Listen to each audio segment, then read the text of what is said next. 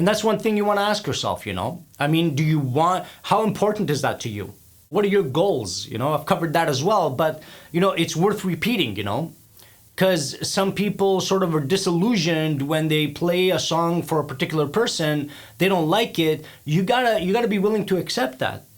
You know, you gotta be willing to accept the fact that you're gonna get that criticism. You put yourself out there, that's what's gonna happen. If you keep it in your immediate circle, family, friends, whatever, you know, you're pretty safe. You know, even if they don't like it, chances are they're not gonna say anything about it. They're gonna say, oh, that's very good, you know, great, you know.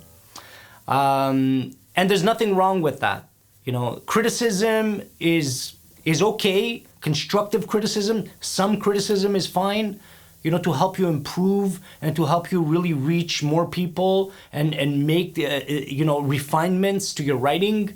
But again, it depends on your goals. If you want to be a pro, you better be ready for a lot of criticism and you better have a very thick skin. It's a tough industry. You know, and it's tough all around. You know, rejection is the name of the game, right? And just the longevity of getting your songs with publishers and artists, or if you're an artist yourself, that's another level that's even harder. You know, and I don't mean to be sort of like negative here or anything like that. I think it's an amazing thing. It's a beautiful thing for young talent and even older talent, whatever, it doesn't matter.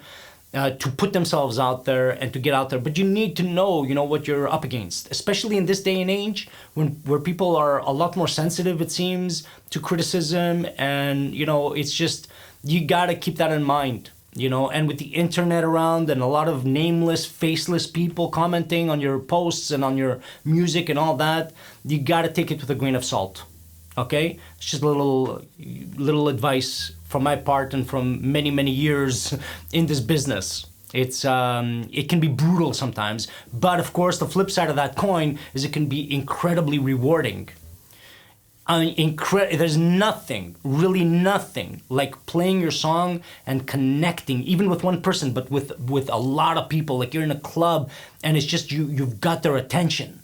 You know, they were, you know, drinking and laughing and whatever and making all this noise, and you're playing your song and, you know, 30 seconds into it, the place is quieted down a little bit and the majority of people are looking at you. I get goosebumps just talking about it.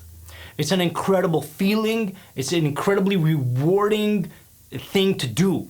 Okay, so please take my negativity of what I just said with a grain of salt as well, because the rewards are incredibly great. But you gotta be well rehearsed. You gotta know your instrument. You gotta know, you know, what you're doing as an artist. You better be good. Okay, so there's no room there for, hey, you know, I'll just wing it. Okay, because you're gonna get eaten alive. Right? So your songs have to be great what you're playing, but you have to really know your stuff and be very well rehearsed. And there's no excuses for not to be, because the only requirement for being well rehearsed is to practice. Practice a lot. Okay? Don't underestimate how much practice it takes. Many, many, many hours and many years as well to get yourself to a point where you're like a pro. But in the beginning, it's okay. Be very, very well rehearsed.